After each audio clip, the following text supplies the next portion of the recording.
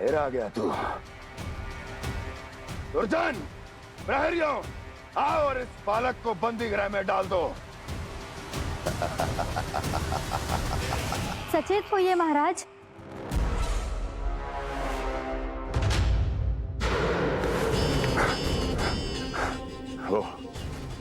वो विष्णु अवतार कहाँ है? वो बालक कहाँ है? यहाँ नहीं है वो, आपके मस्तिष्क में है। उसे अपने साथ खिलवाड़ मत करने दीजिए महाराज।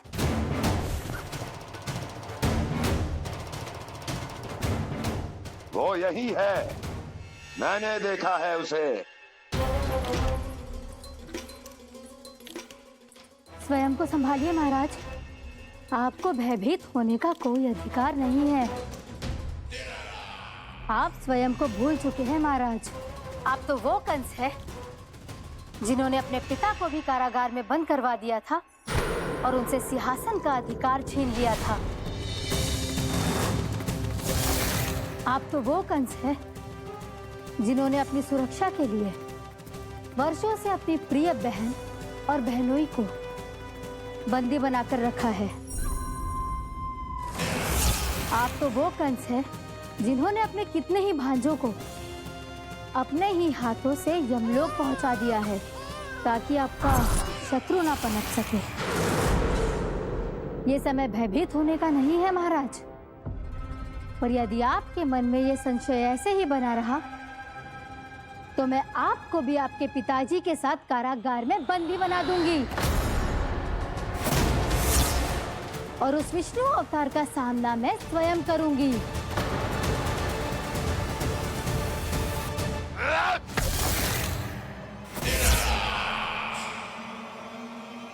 राजद्रोह का परिणाम जानती हो ना महारानी? यही क्रोध उसे दिखाइएगा महाराज। किसी ऐसे योद्धा को ढूंढ के लाइए जो उसका वध कर सके। और हाँ, किसी ऐसे योद्धा को खोज कर लाइए जो अब तक भेजे गए हर योद्धा से शक्तिशाली हो। यदि आप चाहें तो मैं इस कार्य में आपकी सहायता कर सकती हूँ महाराज।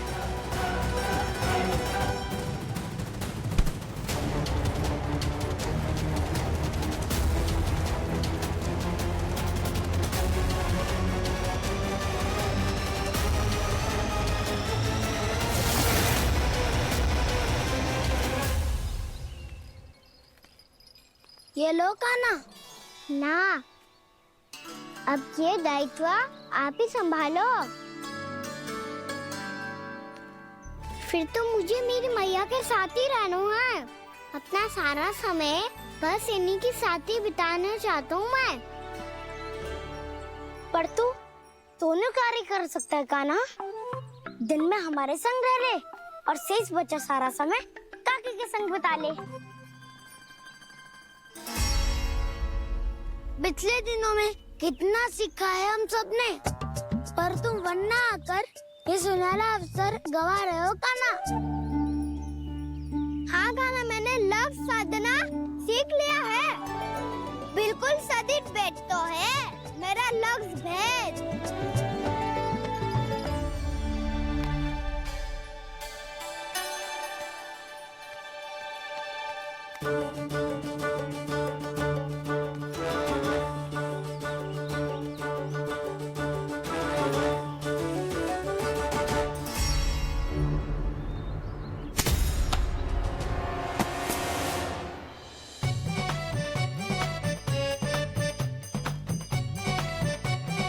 अरे वाह बसंता, तूने तो बहुत अच्छा लक्ष्य साधा है।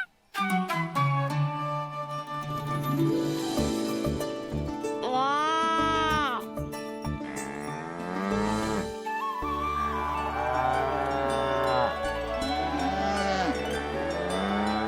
तूने देखा कान्हा, मैंने गैयाओं के साथ बात करना सीख लियो है।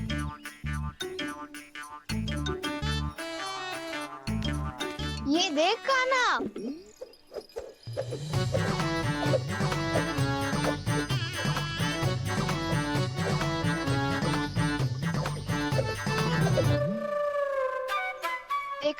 मैंने भी लाठी चलाना सीख लिया है। अब मैं सबकी रक्षा कर सकता हूँ।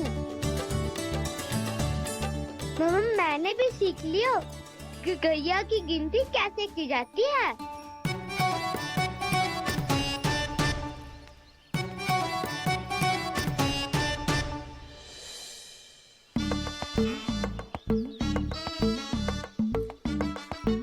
वो देखो, बलराम शक्तिशाली होने का अभ्यास कर रहे हैं।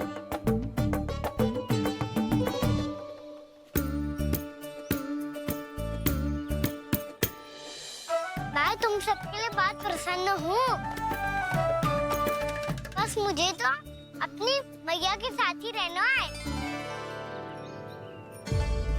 और हाँ से खाओ, ताऊ को बता दो मुझे इनसे बात ना करनी।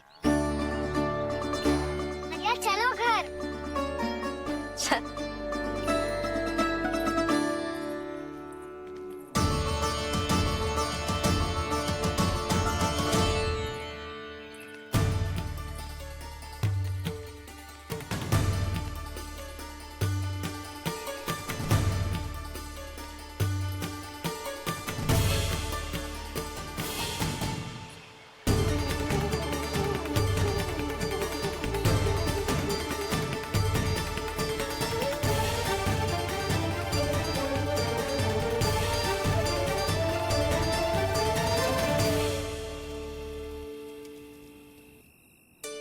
और हाँ से खाओ, ताऊ को बता दो मुझे इनसे बात ना करनी।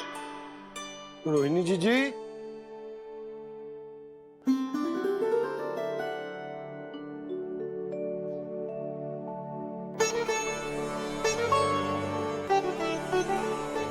बलराम, क्या होगा? इतना दुखी क्यों है?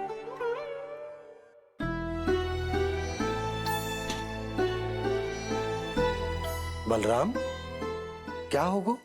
छोटे बाबा, इतने दिन हो गए, कान्हा हमारे साथ आ ही नहीं रहा। लगता है मुझसे क्रोधित है, क्योंकि क्रोध में मैंने उसे कह दिया था कि वो आपका और छोटी माँ का पुत्र नहीं है। क्रोध कितना भी क्यों ना हो बलराम, हमें सदैव अपने शब्दों का प्रयोग सोच समझ कर करना चाहिए। शब्द ना बाण की तरह होते हैं, यदि एक बार मुख रूपी धनुष से निकल जाए तो वापस ना आते। मुझे पता चल गया छोटे बाबा, पर मैं उसे कैसे मनाऊं? इस कला में तो कान्हा ही प्रवीण है। मुझे तो उसकी तरह भोलेपन से मुस्कुराना भी नहीं आता। बलराम, तेरी भावना तो सच्ची है ना? बस उतना ही पर्याप्त। नहीं, इतना पर्याप्त नहीं है छोटे बाबा। मैंने बहुत प्रयास किया आज, क्षमा भी मांगी उससे, पर वो नहीं माना। शब्दों से जो घाव लगते हैं ना बलराम, वो एक बार में ना भरते। और वैसे भूल तो तुम्ही ने की थी, तो कान्हा को मनाने का प्रयास भी तुम्हें ही करना चाहिए।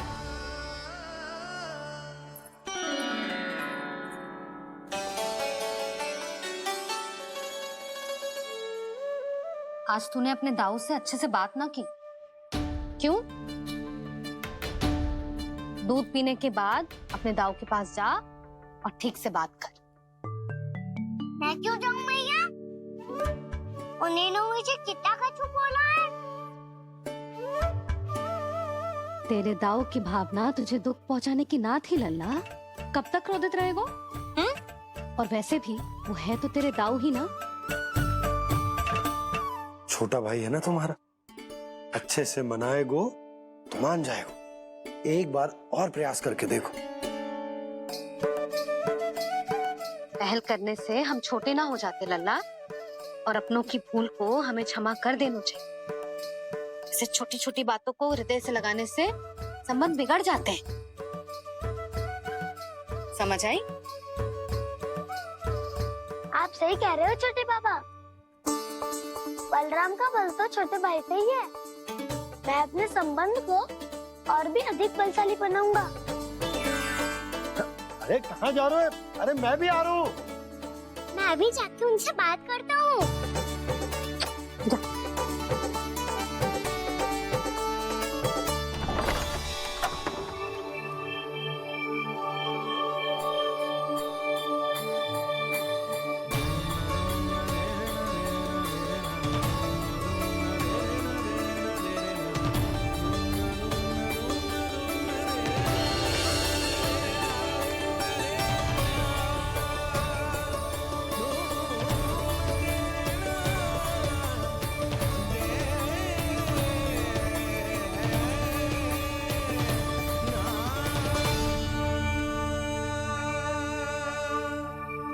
क्षमा कर दो कान्हा। आप तो पहले ही क्षमा मांगते हो क्या? पर तुम क्यों क्षमा मांग रहे हो? क्योंकि मैंने अपने दाऊ की आज्ञा ना मानी। नहीं कान्हा, मैया की आज्ञा मेरी आज्ञा से अधिक महत्वपूर्ण है।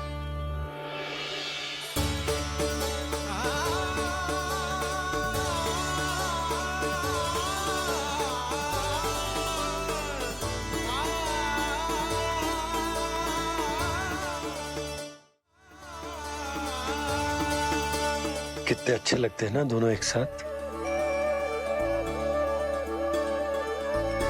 एक दूसरे की भूल से ऐसे ही सीखेंगे। एक साथ बड़े होंगे दोनों भाई। सुनो जी, आपको पता है क्या बलराम ने इतने दिनों में क्या क्या सीखा है? भाभी बता रही थी कि सुबह स्वयं से ही उठ जाता है और तैयार भी हो जाता है। समय का आदर करना सीख लियो है इसने। मुझे लगता है कि गौचारण पे जाना बलराम के विकास के लिए सहायक बन रहा है।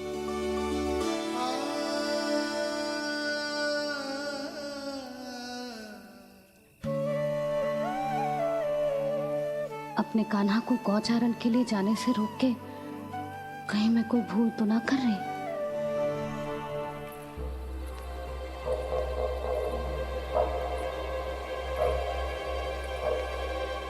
आइए आइए ना महाराज।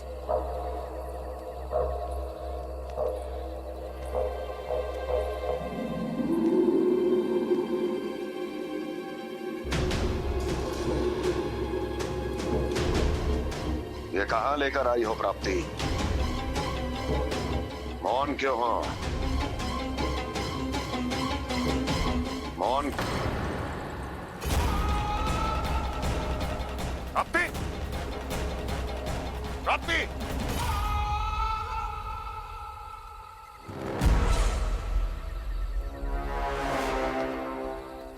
कौन है वहां? कौन है? और महारानी प्राप्ति कहाँ है?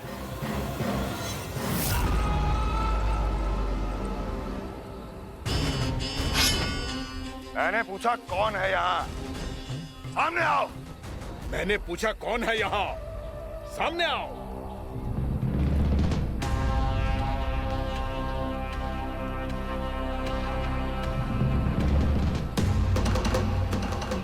ये कैसे संभव है? ये कैसे संभव है?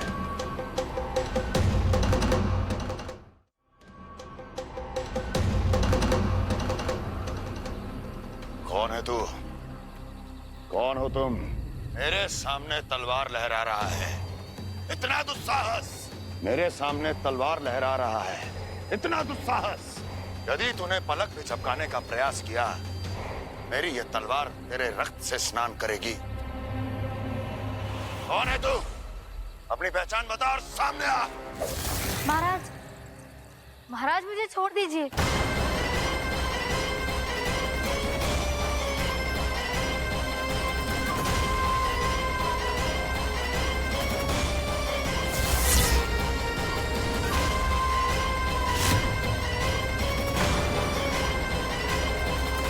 इसी क्षण अपने वास्तविक रूप में आ, अन्यथा तेरा ये शीश तेरे धड़ से अलग हो जाएगा।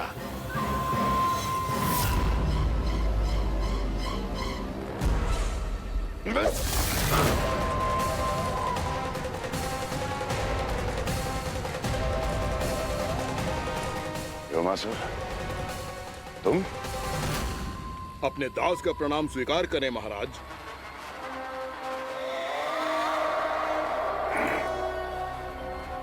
अभी तुम्हारे प्राण ही ले लेता मैं।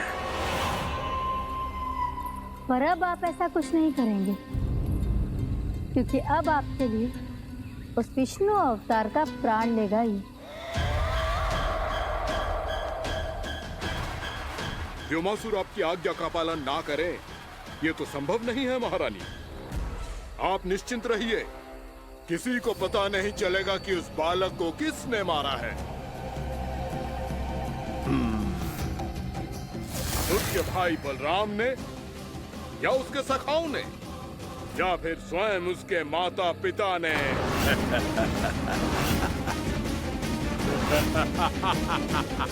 मुझे तुम्हारा ध्यान पहले क्यों नहीं आया व्योमासुर?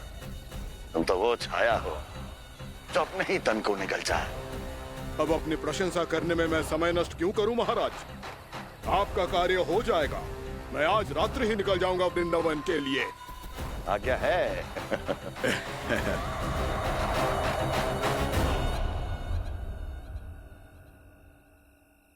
कान्हा, कृष्णा,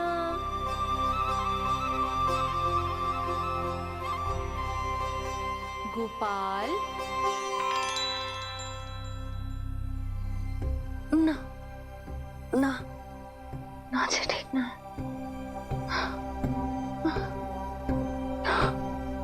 कान्हा के विकास में बाधा ना बन सकती।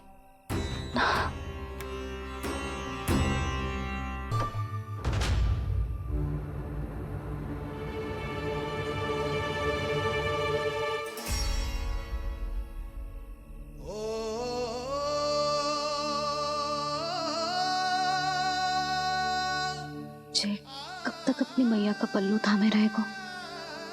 ना ना, मैं इसके विकास में बाधा ना बनूंगी।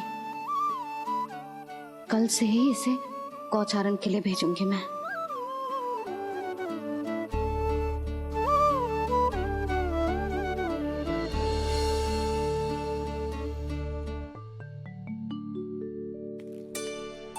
मैं तो कहता हूँ इससे उत्तम मूल्य यहाँ तो क्या पूरे मथुरा में नहीं मिलेगा।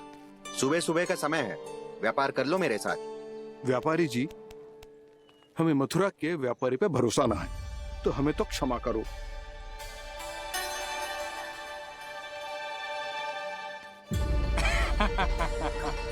बड़ा आयो हमसे व्यापार करने वाला हैं?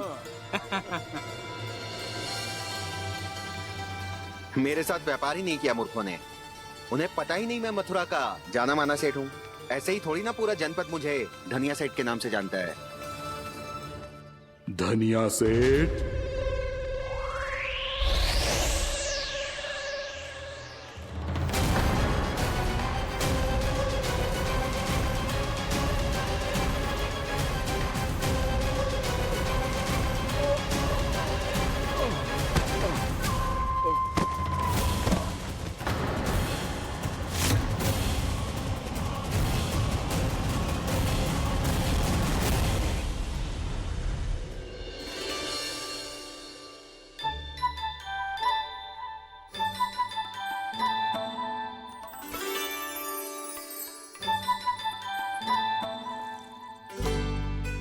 तुझे कछु चाहिए? ना। एक बार सोच ले कान्हा।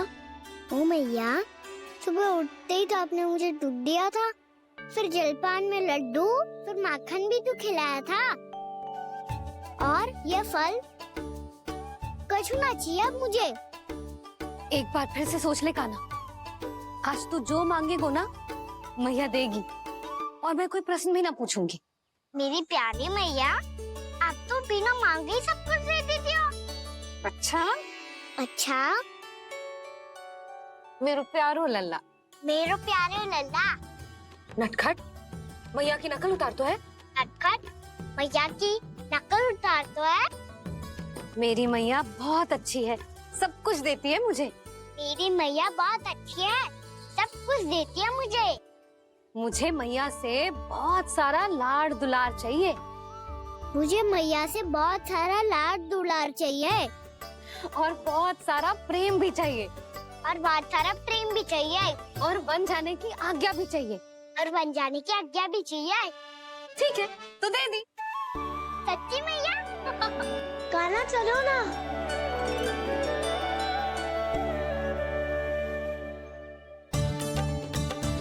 चल, रुक रुक रुक रुक, अभी आई।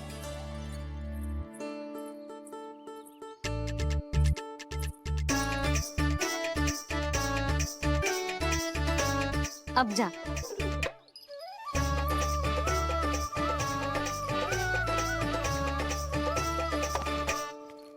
आज तो जाना ही पड़ेगा। कंस मामा ने अतिथि जो भेजा है वृंदावन में।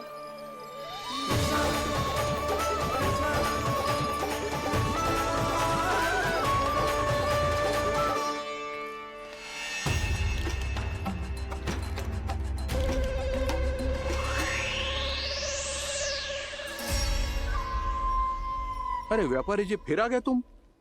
हैं? हमने तुमसे कहा हमें तुम्हारे साथ व्यापार ना करनो है, तो फिर ना करनो है। बार बार आप स्वयं भी तंग हो रहे हो और हमें भी तंग कर रहे हो। आपको चाहिए क्या बताओगे? नंद भवन। हाँ? हाँ? नंद भवन? बस इतना ही जानना चाहता हूँ कि नंद भवन कहाँ है। सोचा इस गांव में आया हूँ तो नंदराज से मिल लूं। अच्छा अच्छा, तो तुम फिर सीधे जाओ और सीधे जाके उल्टे मुड़ जाना और फिर आगे से दाहिने दिशा में मुड़ जाना। जहाँ मार्ग समाप्त होगो वहीं सामने मिल जाएगा तुम्हें नंद भवन। अच्छा अच्छा, धन्यवाद। सुनो, पर इस समय नंद जी घर पे ना है। मुझे तो उनके प्यारे पुत्र से मिलना है।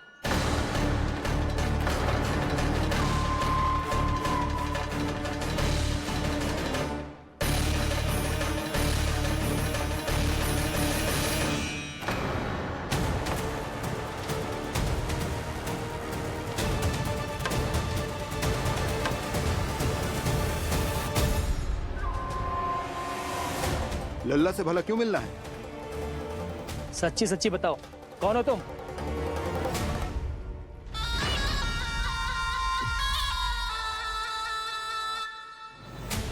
सच बताऊं?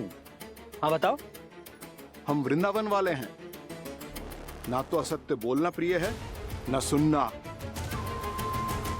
कछु तो गड़बड़ है तुम्हारे व्यवहार में। स्वयं बताओगे या हम बुलवाएं?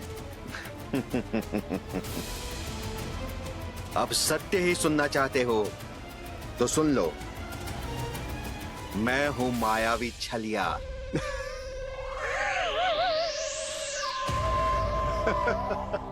छलिया और तुम? तनिक अपना मुख तो देखो, चलिए ऐसा दिख तो है का? तो कैसो दिखतो है? जैसो भी दिख तो है, लेकिन ऐसो ना दिख तो। भानु, मैंने एक बात सुनो है कि चलते बीच मार्ग में अगर कोई छलिया मिल जाए तो उसे पीछे पलट के ना देखना चाहिए। ना तो छलिया के जाल में फंसने में क्षण भर भी समय ना लगता है। सही सुना। अब पीछे से तुम दोनों का नाम पुकारूं तो मुड़ना मत।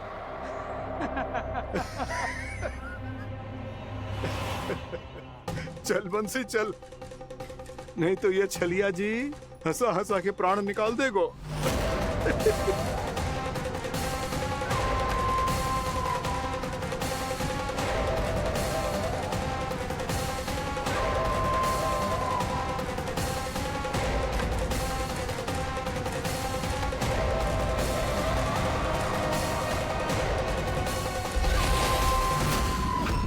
भानु,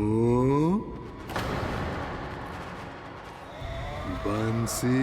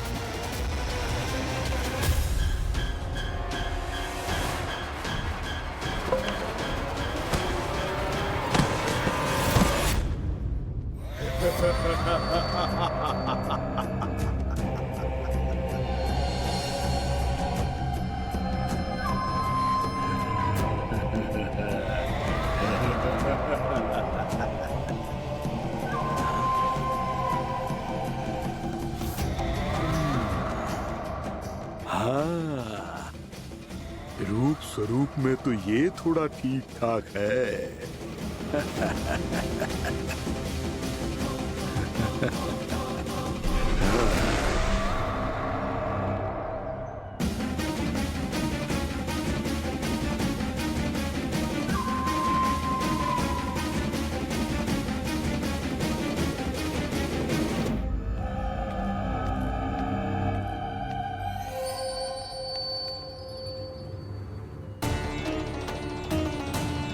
ये तो गाँव की ओर जा रहा है।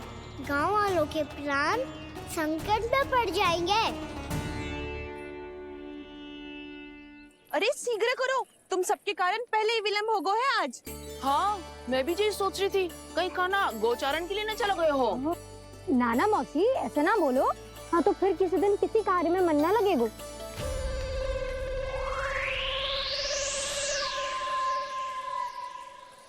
आप सब तो बातों में ही समय निकालो। मैं तो चली कान्हा को निहारूंगी, तभी शांति मिलेगी हृदय को। अरे ठहरो, हम सब भी चल रहे। तो गई। इस गोपी का रूप धारण करके मैं भी निहारता हूँ इसके कान्हा को। कान्हा कहाँ गया?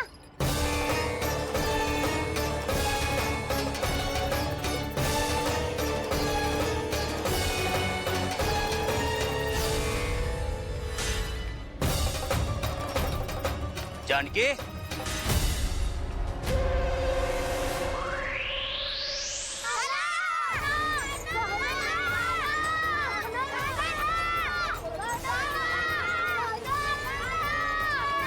वो देखो कान्हा, पहाड़ी के ऊपर।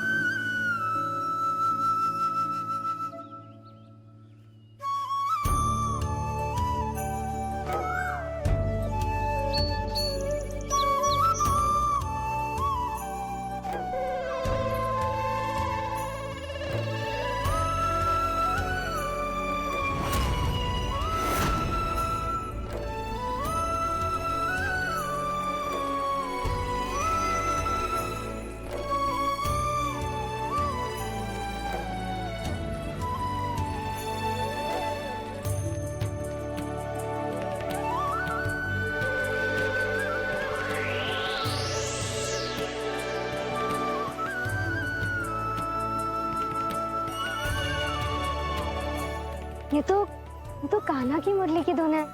विलम्ब हो गयो है, वो तो वन में पहुंच भी गयो। बस करो मौसी, सुनने दो ना, कितनी मीठी धुन बजा रहे हो कान्हा। ये तो स्वयं ही मुझे बुला रहा है, अपना पता बता रहा है। अब तो इसके आखेट में और भी अधिक आनंद आएगा। अवश्य ही एक पाव पे तन के पूरे आत्मविश्वास के साथ त्रिभंग मुद्रा में मुरली बजा रहे होगो कान्हा।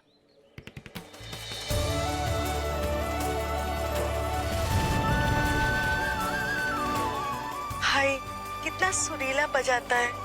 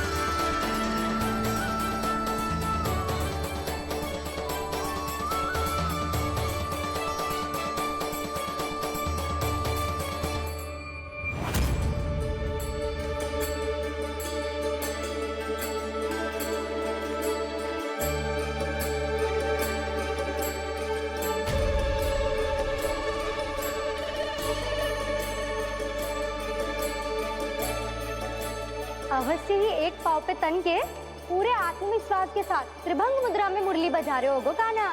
यहाँ तो सभी बालक एक पांव पर खड़े हैं, तो फिर इनमें से कृष्ण कौन है?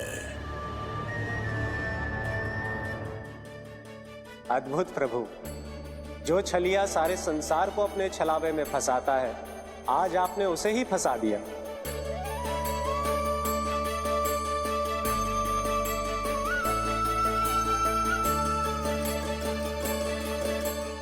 इन सब में से कौन है महाराज कंस का शत्रु, विष्णु का अवतार?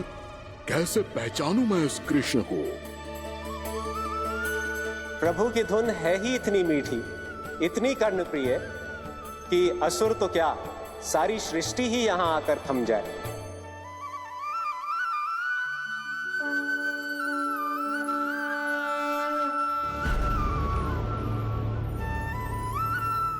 कहीं ये तो नहीं है वो मेरा शिकार, विष्णु अवतार?